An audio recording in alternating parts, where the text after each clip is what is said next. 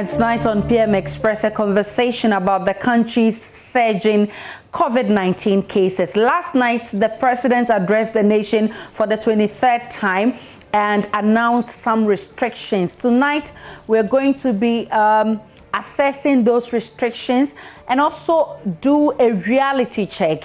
Plus, look at the implications of all the decisions we're taking as a country in the fight against this virus. So tonight, SARS COV-2 in Ghana, the restrictions, the reality, and implications. So just that you may know, since last night, after the president gave his address, a lot has happened in the background. So confirmed cases now stand at 67,010.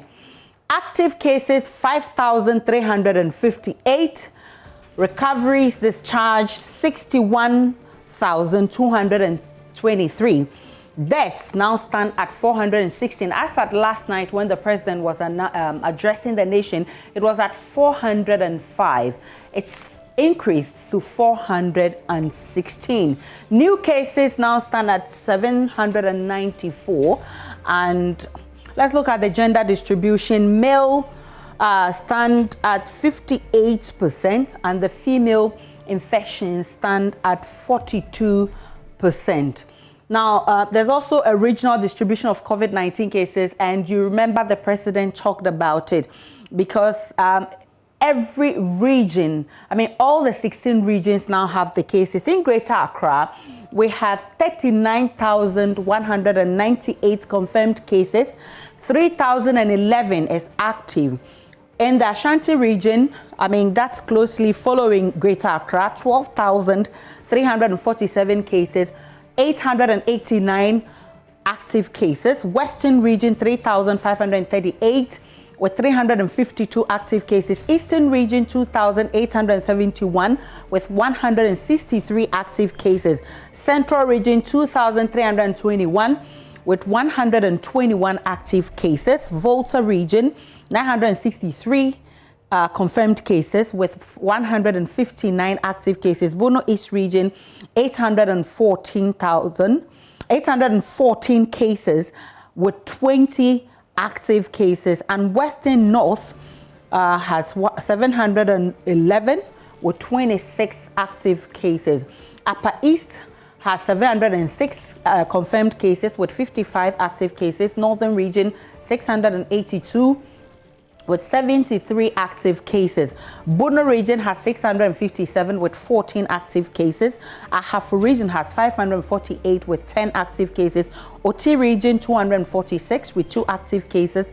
Upper West region, 195 with 191 active cases. Savannah region, 63 with 1 active case. And Northeast region with 25 confirmed cases and 3 active cases. So you just can tell that the Upper West region has the least cases. Now, let's look at some highlights of the president's updates last night when he addressed the nation. First, he said, as at Friday, 29 January, 64 more people had died over a period of 2 weeks. 172 patients are critically and severely ill. Average daily rate of infections now stand at 700, and hospitals have become full. Isolation centers have been reactivated. Total number of actives have more than doubled from 2 weeks ago to 5,358. Remember the last time the president addressed us, he was worried that we had doubled from 900 to 1,900. 2 weeks on, he's still worried because it has more than, actually, I think, tripled to currently 5,358. All 16 regions have active cases now. Restrictions, he says, will help stem the spread of the virus. So funerals, weddings, concerts, parties are banned till further notice. Private burials with not more than 25 people can take place. Beaches, nightclubs, cinemas, and pubs continue to be shut. And you ask whether they were shut, before then, because before then, the beaches, the pubs were still operating. Now, borders by land, sea remain closed. All workplace, public and private, must employ a shift system for workers. Restaurants should provide takeaway services and as much as possible avoid seated services. Sporting activities, he says, can continue with 25% rule in all stadia. Churches, mosques must obey the 2-hour duration of worship. School authorities must enforce COVID guidelines provided. So these are the restrictions the president announced last night. This has been met with mixed reactions, and that's why tonight we're assessing these restrictions. Are they the restrictions that we actually need to stem the spread of the virus, especially as we know of the new variants, the UK, the Brazil, and the South African variants? We're doing a reality check tonight. What is the reality? And of course, we'll be looking at the implications of all the decisions we've taken so far. Stay with me. I'll introduce my guest to you shortly after this break.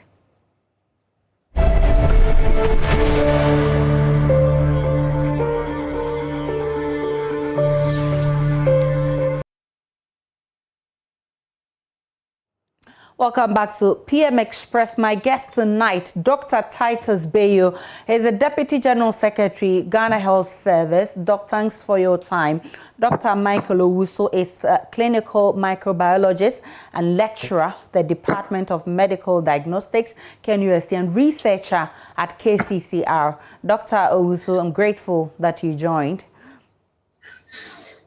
Thank you very much. Dr. John Amoesi is group leader with the Global Health and Infectious Diseases Research Group, KCCR, and lecturer, Global Health Department of KNUST. Thanks so much for your time, Dr. Amoesi. And thanks for having me. Dr. Kwame Asiedu Sapong is a pharmacist and research fellow, Center for Democratic Development. Thank you so much, Dr. Asiedu, for your time. Thank you. Dr. Bayo, let me start with you because you are at the forefront and you know what we don't know. So the Ghana Medical Association the last few days actually intensified its calls for public gatherings to be restricted to curb the increase in infections. Now, we know what has happened. Large funerals, concerts, parties, all banned. Beaches, pubs, nightclubs. Satisfied? To a large extent, yes. Let me say good evening to my co-panelists and then to your viewers as well. I'll say to a large extent, yes, we knew that something needed to be done to be able to bring things under control. We requested for this ban on mass gatherings. We had thought that it should be a little bit more extensive than this. In our release, we mentioned specifically churches and all of that. So, except for the few exceptions like the church services that were still permitted.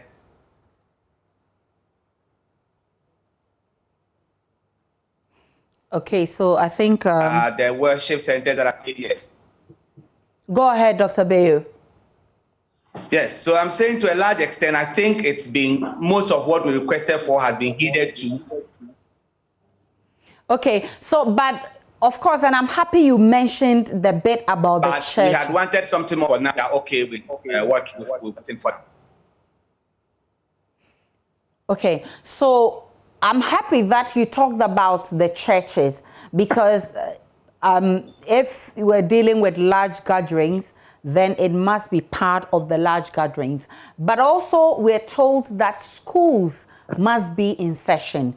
Then we're told that conferences are to take place. No plans for markets, and more worrying, commercial drivers are to operate at full capacity.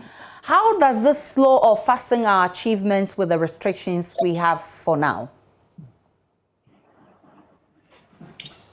Well, I missed a part of the questioning, but if I heard you right, you were saying that schools must still be in session. How does that affect?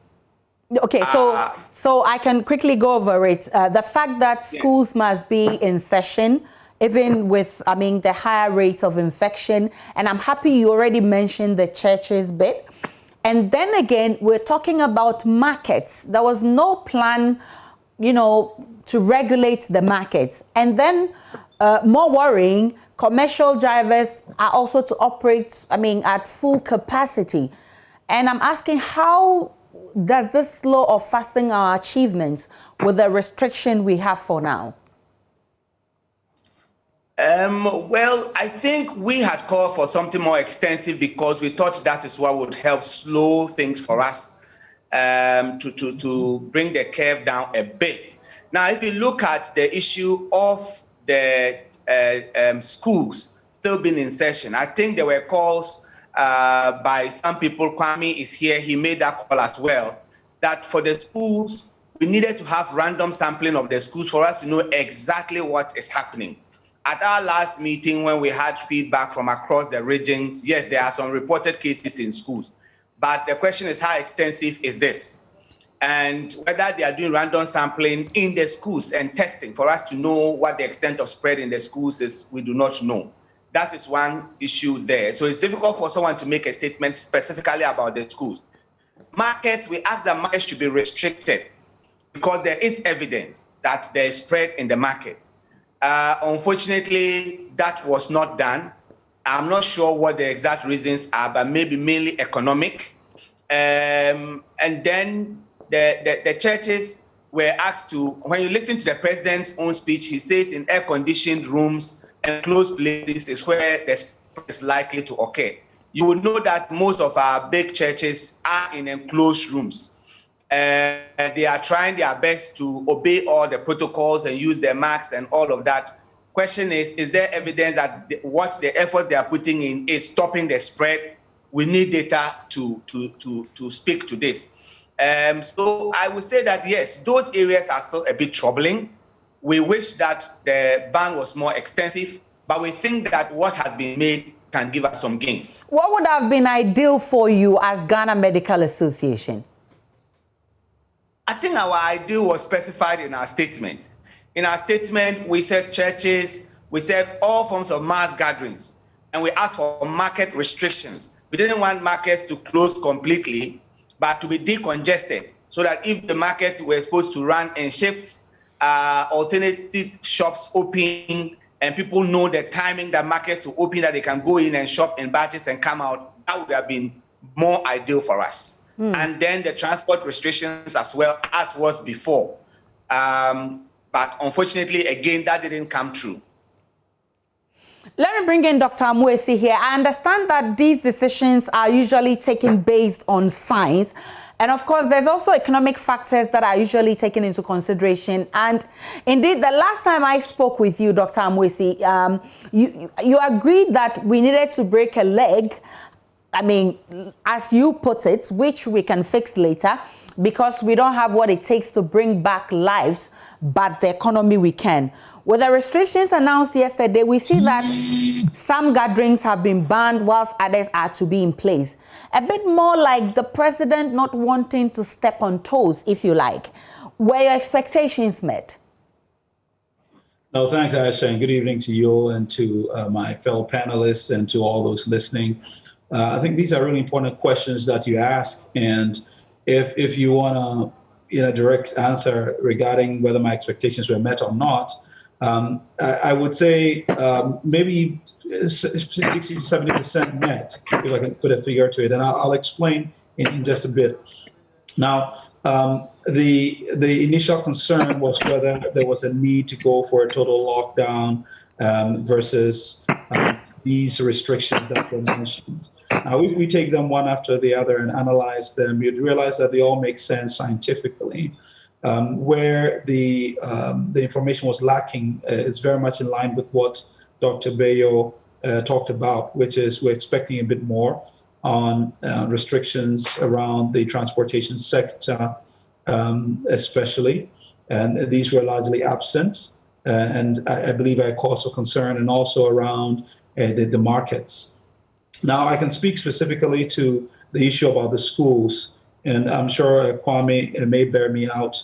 The evidence that has been produced so far, at least from the UK and also in the US, suggests that the challenge is not so much the spread within the schools. So far, mortality or the incidence rate as a result of opening of schools has not been of the greatest concern.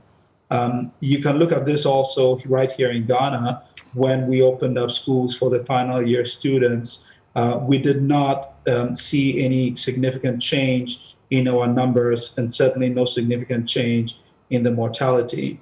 But when you think about it, it's only expected that when there's an increase in gathering of people, like going to school, there's an increased rate of transmission. This goes without saying. So we're not trying to say or suggest that school reopening has no impact whatsoever. But what we're trying to say is that the evidence so far suggests that schools do not make a huge difference to the rate of spread. Now, what I'll be more concerned about, really, about the reopening of schools is our ability to distinguish the constituents of schools.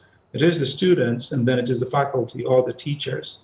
And even within the school system, there are the boarding houses, and then there are those schools for which the students come from home, go back to school, and so on. And these are the same people who go for weddings and funerals and church services into the mosque and so on. And this is where it gets a little bit tricky. Mm-hmm. So for me, rather than focusing the efforts on random sampling within the schools, I will continue to trumpet the need for random sampling at a community level. At a community level, because this is what will allow us to measure the real rate of spread at the national level.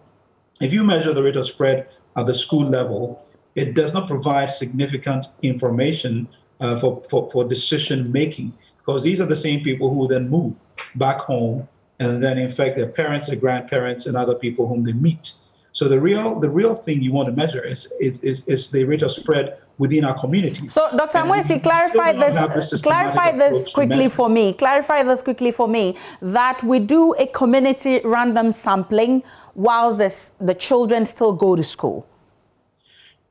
Well, you've put it in a simple way, which I'd largely agree with. What I'm asking for is to have sentinel sites where we are testing, say, I'm just giving a rough figure, let's say 500 people randomly across the entire country, selected numbers in every region, every day, in a random way. This will give us an idea. How many positives are we turning up?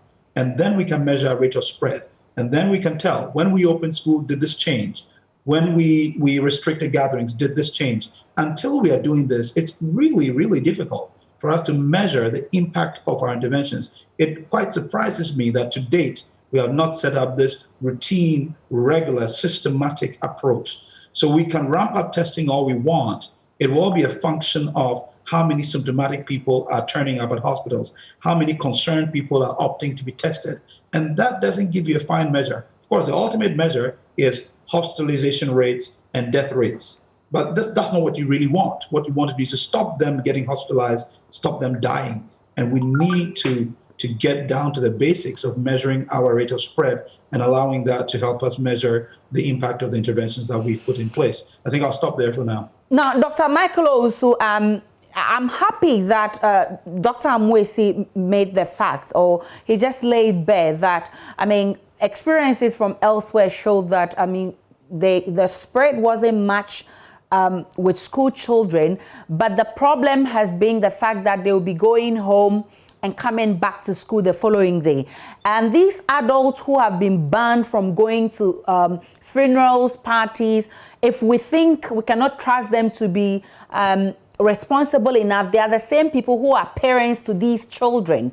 And so if the children are going to school and coming back home and meeting these parents and going back to school, this has gotten many parents agitated. And the fact that in March, when we shut down our schools, the cases were actually few, compared to now when the cases are rising significantly. And even then, when there were a number of discoveries, people getting discharged and recoveries, we still didn't open our schools. Today, we are having more people dying, more critical conditions, and at least 700 cases a day. and we're told that children should still go to school. What kind of science is this? I need you to help me understand that, Dr. Michael Owusu. Yeah, it's a difficult thing to really to think through. And I think my colleague John has made some very good statements. Normally, if you want to intervene in epidemics of this nature, which goes through an epidemic curve, you have an acceleration phase, you reach a plateau phase and then a deceleration phase. When you are in the log phase of acceleration, things move very fast. So ideally, just like he said, you will expect that every single intervention will be weighed as a factor. So you know that if you are to close down schools, by what factor will you reduce your transmission rates? If you are to, for instance, close churches and markets, by what factor are you going to reduce your transmission? It is a cumulated effect of this that will give you a mental picture of how this will be done. We don't seem to have this data yet. I think because of limited research carried across. But I do share in your concern.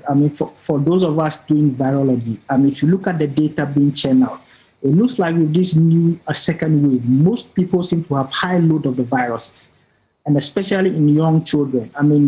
Previously you could have viral loads that is quite manageable, which will mean that the rate of transmission was low.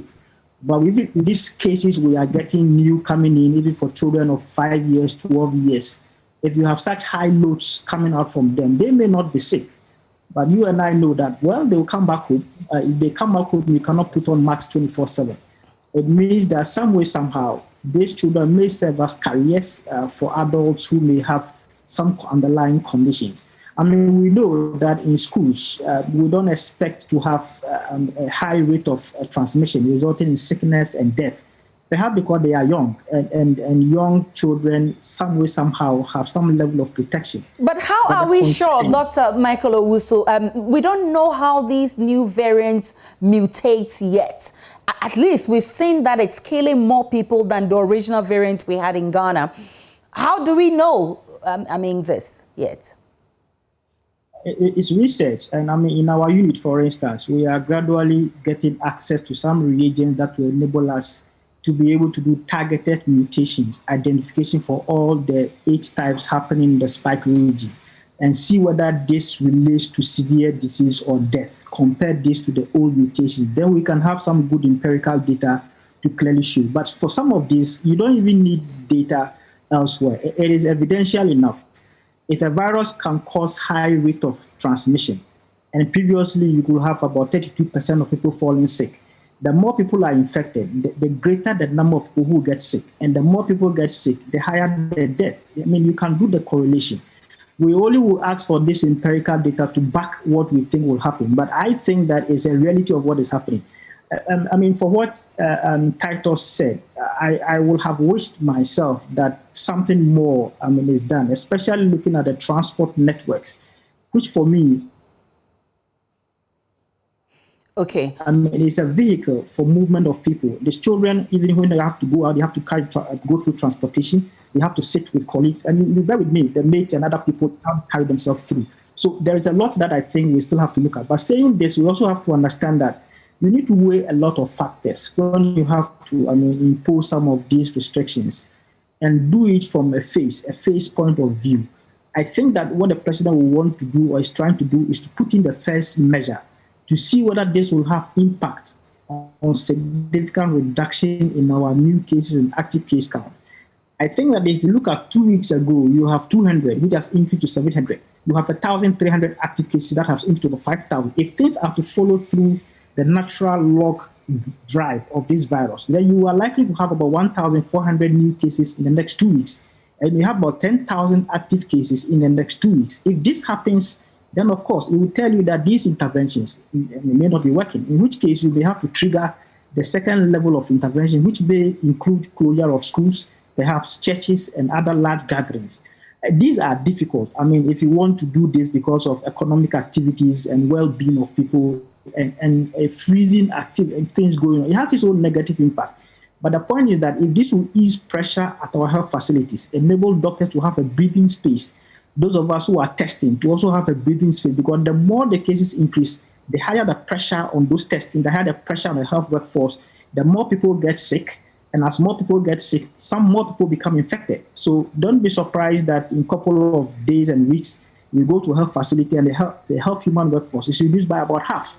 In that case, if you have few beds available and the numbers of health workforce is reducing, then you will not have any option available but to go for perhaps the highest level, which is perhaps a lockdown. So for me, I think that yes, we may have to go along what the president has said for now, but then begin to see whether this will result in any significant reduction in the numbers. If the numbers double up in 2 weeks to come, and active cases also double up in 2 weeks to come, I think that there will be the need for the second phase of easing of restrictions to be quickly implemented, so we can allow the health workforce, especially our doctors, nurses, and other scientists, to have some breathing space in order not to put them in a situation where they will just go off and it will be difficult for them to manage our cases come. I mean, the more cases come, the more people will die and the greater the impact it will have on our lives. Dr. Kwame Asedu, now the debate on whether or not new variants are in our communities is settled because CDC Africa has confirmed that we have 3 of them, the UK, South Africa, and Brazil. What we do not know is, how each of them behave. And Dr. Michael also has rightly said that there's still research into that. Share with me the UK experience and juxtapose that with the Ghana conundrum.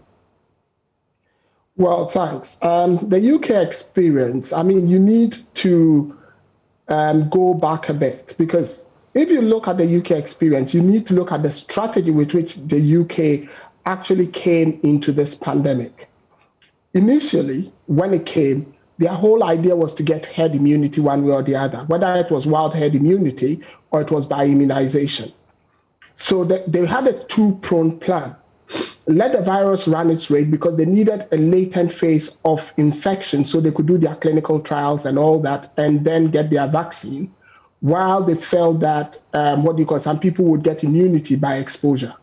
Unfortunately, it was an underestimation of the lethality of the virus. So when the mortality started, then they had to draw back a bit with all the lockdowns to ensure, because people, even though Boris Johnson was honest at the outset to say that strategy was going to lead to loss of life, none of us estimated the sort of loss of life that was happening.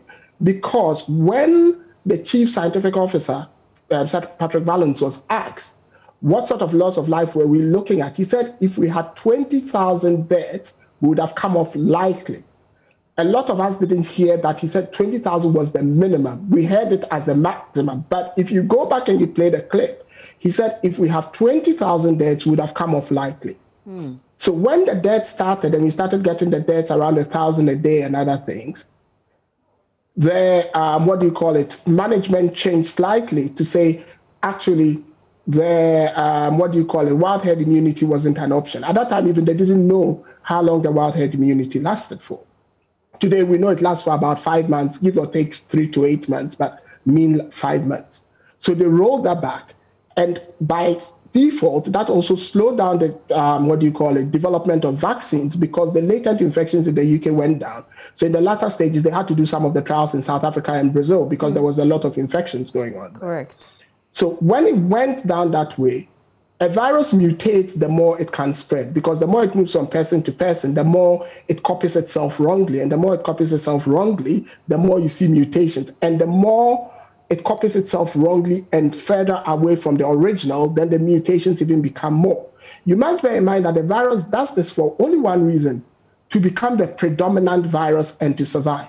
So it doesn't do so with the intention of harming humans. In actual fact, if the virus had a brain like us, it wouldn't want to kill the human being because it wants the host to be able to mutate, to survive. The reality is when it does that, it kills us.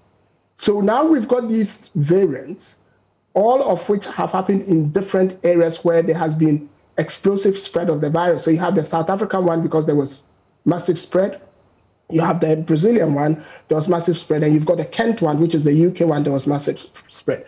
Now there's the Californian one that's come. What is happening in the UK now that's even more concerning is that today they found a South African strain in some areas of Surrey with no link to international travel. Wow. And that's a concern. That tells you that probably this hasn't even come from South Africa, but the virus has mutated in the UK and has developed a similar sequence to what was found in South Africa. So what they are doing is what Dr. Amoesi said earlier. They have gone into wild household testing over an area of about 80,000 people to try and rein it in and have a better understanding from the sequencing of what is actually going on.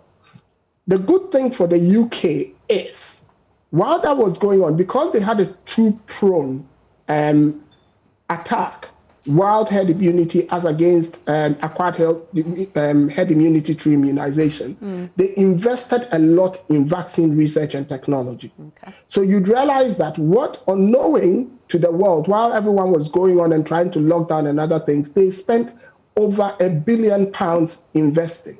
So you take a company like Novavax, which is American, they wooed them to come into the UK to do their research, and the government paid for it. They funded AstraZeneca, they funded Oxford, they funded Imperial College, they funded Southampton, they funded a French company, to the point that now they have more stakes in the new French vaccine that's coming than even the French government.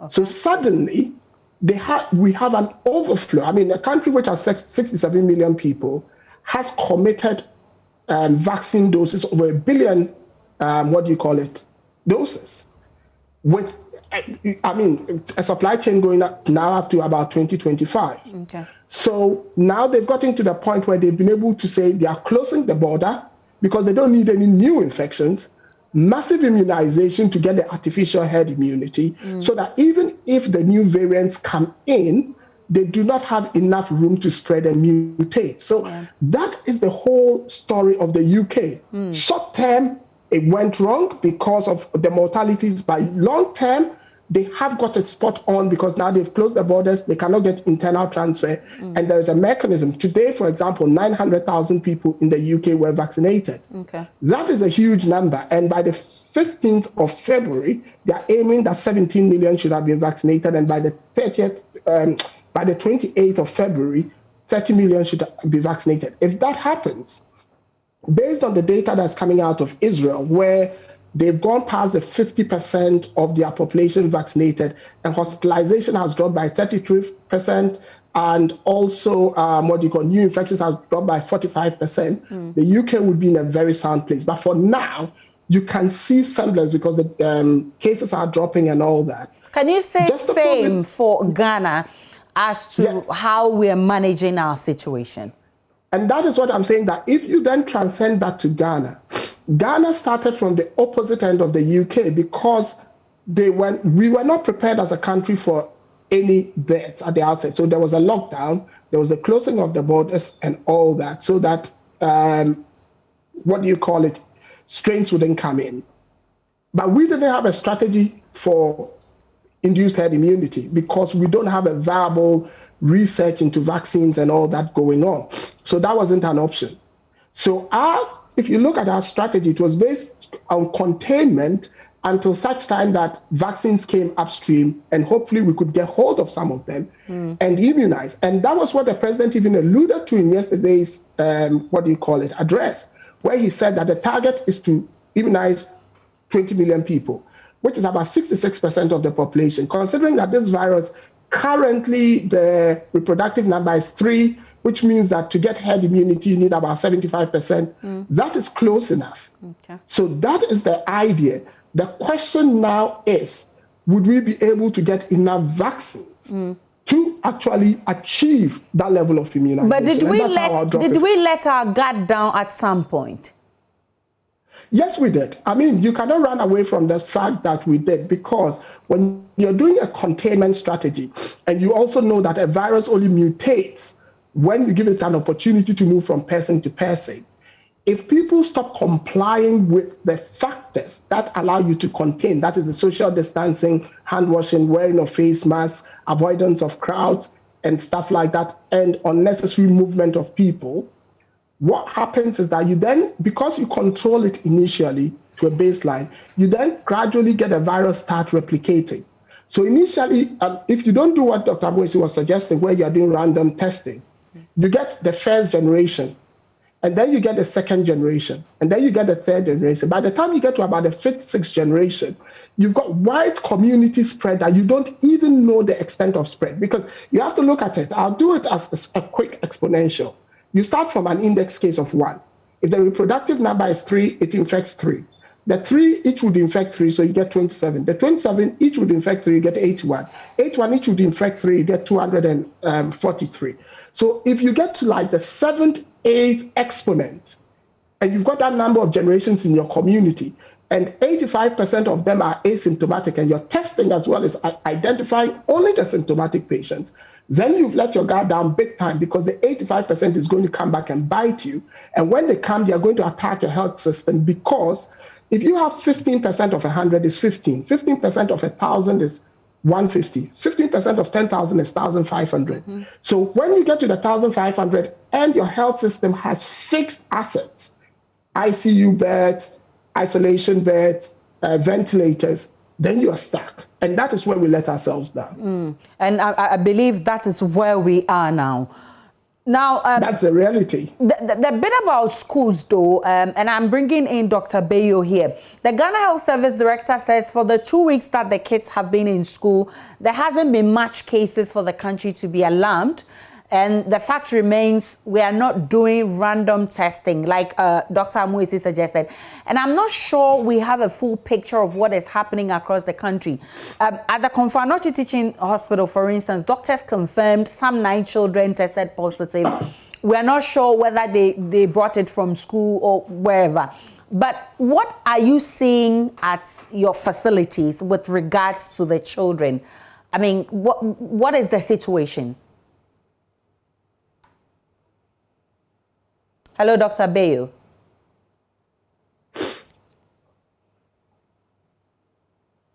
Okay, I think, Dr. Bayo, can you hear me, Dr. Bayo? Yeah. Okay. Yeah, I can hear you now. So I was asking about the children because the GAS director told us that we've not seen cases that should make us feel that we should close our schools, or that should make us, agitated. But the fact remains that once we're not doing random testing and we really don't have a full picture of what is happening in all the schools across the country, we definitely must look at what is happening at the facilities. For instance, Komfo Teaching Hospital reported a few days ago that they had 9 children testing positive. What are you seeing at your end with regards to the children? I work in the gynae department. Okay. So I may not be able to report on the children, say, from the Korle Bu Teaching Hospital. But we have followed what has happened in Komfo, and it's a disturbing trend. And I should say that what is there may be a replication of what can be found in any major teaching hospital in the country. Okay. And so I have a problem with statistics that tells us that because few students have reported problems, the problem in the school is little. Until we have had a systematic way of assessing the burden in the school, we cannot make that conclusive statement. So to the extent that this new variant is affecting children, and we can see the impact on children, we need a full assessment of schools to be able to make a statement on the impact on schools. But like we said, the school cannot be a safe haven alone if the entire community is still infected. So we have to tackle the community as well as tackle the school.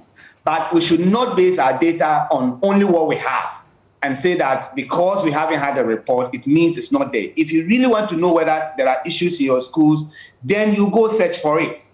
Because I have colleagues whose kids have tested positive in their schools. I have friends who have complained their other parents' kids have tested positive in the school. So until you assess in the school, you cannot make that conclusive statement based on only what comes to your facilities. Well, I'll take a break on PM Express. When I return from that break, we'll be looking at the vaccines. I mean, it's heartwarming. The president told us that latest by March, or the earliest vaccine will be coming in March. Some 17,600,000 vaccines targeting 20 million Ghanaians. But we've also earlier been told by the director of CDC Africa that I mean, we may go all the way to June or October, Africa, in getting vaccination. How does this look like? I mean, the earliest possible time when we are supposed to get a vaccine, and even how enough are these vaccines to be able to vaccinate the population that we have. We'll also be talking about what we should be doing going forward. All of that after this break. Do stay tuned.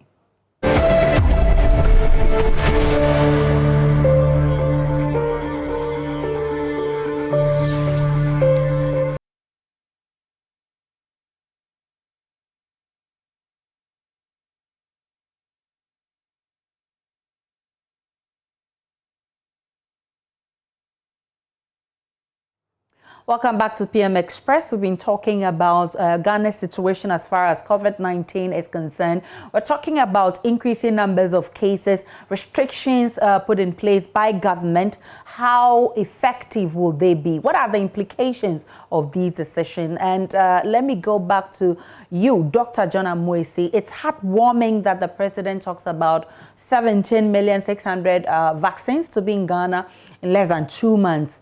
But of course, like I said, John Nkengasong, who is the head of CDC Africa, has said that we are not likely to start vaccination in Africa until mid-2021. In fact, he says we may go to as far as October. And we have our own issues over here, like how much of the vaccines will be coming here. Remember, the Western countries will be giving us the leftovers. How much of the vaccines are coming here? Will it be enough for us as a country? So I'm looking at how is Ghana's case going to look like? Or how is Ghana's story going to look like? I mean, judging from where or from what you know. No, thanks for that, Aisha. I think the issue of vaccination is one that we need to discuss deeply and dispassionately. It is perhaps the single most important key today in ensuring that we're able to get above this virus. I must take the opportunity to really celebrate the good efforts that have been made by the Africa CDC through my own senior colleague, Dr. Nkengasong. I happen to sit on one of the technical advisory committees to the Africa CDC, and so I am privy to the Herculean effort that the African CDC has put, it has made towards being able to secure virus and vaccines for Africa.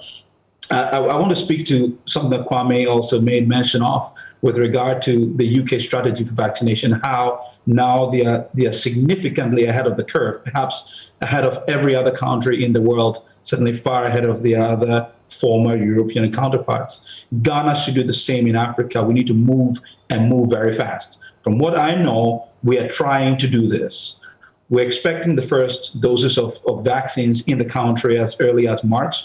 From my estimation, we should be looking about 2 to 3 million. Again, these are just my own calculations based on my understanding of the way the system works. So please do not take these as official. Looking at 2 to 3 million coming in March. I also anticipate that we should be having the AstraZeneca vaccine, if any, coming into the country, because this is by far the most available and also the most sensible by way of our cold chain system and our ability to distribute these. Also, if you look at it in terms of pricing, also the best deal for us. And thirdly, this is perhaps the one vaccine for which clinical trials have been conducted in Africa, namely South Africa and also in Kenya. So I'm anticipating this coming in. And then later, by mid-year, the 17,600,000, we're aiming to vaccinate up to about 70% of our population, close to 70% by the end of the year. And we should aggressively pursue this. COVAX, the facility that is being led by the WHO, is going to provide us with barely 20%, which would mean that at the end of the day, you are on your own. And I think it's even better that we stick to this. The reason is, if you sign up for COVAX, what that means is that you are locked in to the companies that are part of COVAX. You're locked into a certain price. So if you would be smart, you wouldn't put all your eggs in one basket, so that if better opportunities should come up with newer vaccines that are more efficacious, or there should be new strains that make the current vaccines inefficacious, you're not locked into an agreement. So Ghana, I know we're pursuing aggressively bilateral talks and negotiations, and this is what we should be doing. Cut out all the middlemen, negotiate directly with the pharmaceutical companies, put money on the table, wherever we get it from. Zimbabwe has put $100 million on the table to secure vaccines for their people. So we pursue the COVAX, get our 20%. We pursue aggressive bilateral discussions directly with the pharmaceutical companies, do whatever it takes, get those shots into the country at whatever cost. It will ultimately reap the benefits and hopefully be ahead of the curve within the sub-region. And that's what I like to say about the vaccination. And then the other thing is the strategy, how we go about doing this. And the wise thing would be to start with the healthcare workers, obviously, and then move from there to the elderly and the vulnerable who have underlying conditions, and then move then to your service delivery sector, and then to your men and women in uniform. And the service delivery sector, we're talking about people who have to go around because of the kind of work they do. Sounds quite teachers, good. And media people, and so on. Sounds quite good. Let's see if the implementations goes as smoothly as the way you put it. But Dr. Michael Owusu, what will the vaccines do? Because I've had a number of suggestions out there. Some say the vaccines will make you prone to the virus. So the vaccine will not make you prone to the virus because you cannot be infected once you have the vaccine. Some say it limits your chances of falling sick or dying. What's its efficacy? Yeah, so it's good you've asked this. And I think the last time we had a discussion, we discussed that one of the areas you need to really look at is engaging the community. WHO did some pre-assessment across Africa, and they said that across Africa, the aspect of engaging the community to understand the role of this vaccine is something that has not gone that well with the population. And in Ghana, we have our own, things that happened with the Ebola, where, in the Volta region, there was some trial that was about to happen where people thought that those bottles had live Ebola viruses. So, and they linked it politically because people thought that some communities were going to be injected with Ebola viruses, and it became a whole lot of problems. So, whilst the government is making effort in trying to negotiate at high level to get us the vaccine, I think we have some time now as we are speaking, to begin to engage the community to help them understand. This is a messenger RNA vaccine, and it's one of the high-level technologies which has come to help the entire world. And it takes about 10 to 15 years to come up with vaccines. You should have the structures in place. You should go for the whole virus. You should move from animal model, move gradually to first, second, third phase. But with this messenger RNA vaccine, it's quite very fast. And also one thing good is that you can manufacture this vaccine within a few couple of months to target any part of the virus. For this particular one, for instance, what we know is that it's a part of the virus that is able to encode proteins that can cause antibody to be produced by the system. And although even there is mutation, whatever mutations occurs in the spike region or not, because the messenger RNA elicits polyclonal antibodies, is able to target multiple parts of the virus. So the effect of mutation even is believed that it's not really going to have any significant impact. And we know that is about 80 to 90% efficacious. We also understand that it's quite safe, although data is limited when we talk about pregnant women and other people at high risk.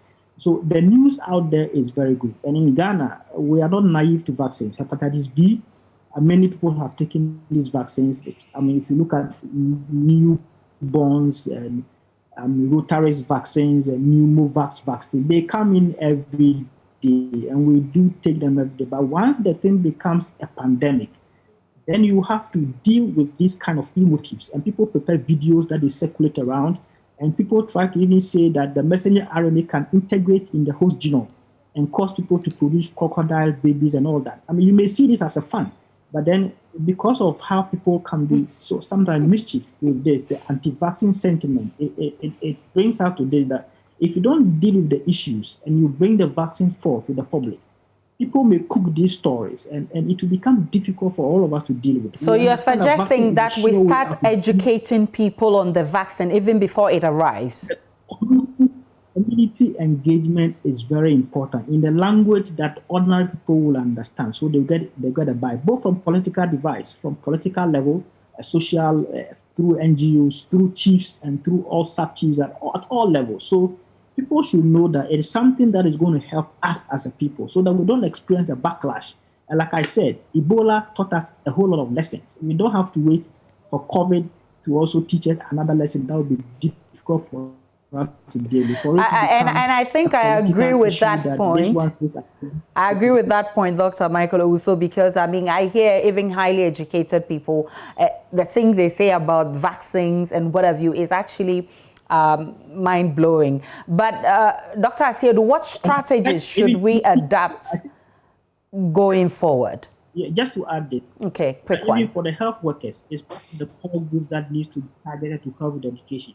If you have 1 or 2 health workers, doctors who begin to champion anti-vaccine sentiments across, it is difficult to deal with it because these are people we trust. So you expect the health workers to lead. The patients trust the health workers. So the education must start from we, the health workers, so that we will not take it down to the people. And I think once that strategy is going to help us a lot. Dr. Asiedu, what strategy should we adopt going forward? I think John has virtually said what we need to do. I had said from the start, the UK strategy, when it started, people said they were behaving as if they were in a Hollywood movie because they were going for every single vaccine candidate, even before potency had been proven. But they had a plan in place. They relied on their research community. So they had a 3-pronged attack. Michael has talked about the mRNA viruses. So those were the Imperial College line. They were the vector viruses, vaccines. Those were the Oxford line. And then there were the combinations coming from Southampton and other things. Then they went out into countries like the United States with other technologies, deactivated vaccines, and went into France as well. And so every single opportunity they exploited. So whichever route became successful, they were going to be winners. Well, fortunately for them, all of them have been successful. That is what Ghana should do. We should diversify our routes. So we can go in, or even the Russian vaccine start having bilateral negotiations because room temperature similar to the UK. We can go in for AstraZeneca. We can go in for Novavax and go in for COVAX as well. Whatever one we get, let's get it all in. If we put our eggs in one basket, it will be a bad plan. Dr. Bayo, briefly, you are at the center of all of these. What do you want to see going forward, briefly? Hello, Dr. Bayo. I think I just have to agree with my colleagues. Yes. I said I just have to agree with my colleagues. We need the vaccines. Whatever the cost, wherever it can come from, we need the vaccines. As we speak, from March till now, over 450 doctors have been infected. We have lost about 6 to 7 doctors. We cannot afford to lose more. We just need the vaccine. So we commend any effort that brings it in. But in the meantime, we appeal to Ghanaians to help save our health system by obeying the protocols. Until the vaccine arrives, the mask is your vaccine. Observing the physical distancing is the vaccine, and these basic measures can help us sustain our health system until the vaccine comes in. I'm grateful that you all joined us. Dr. Titus Bayo, Deputy General Secretary, GMA, Dr. Michael Owusu, virologist at KCCR, Dr. John Amoesi, also a public health scientist, and Dr. Kwame Asiedu, pharmacist and fellow at CDD Ghana. I'm grateful for your time. My name is Aisha Ibrahim. Enjoy the rest of our programs.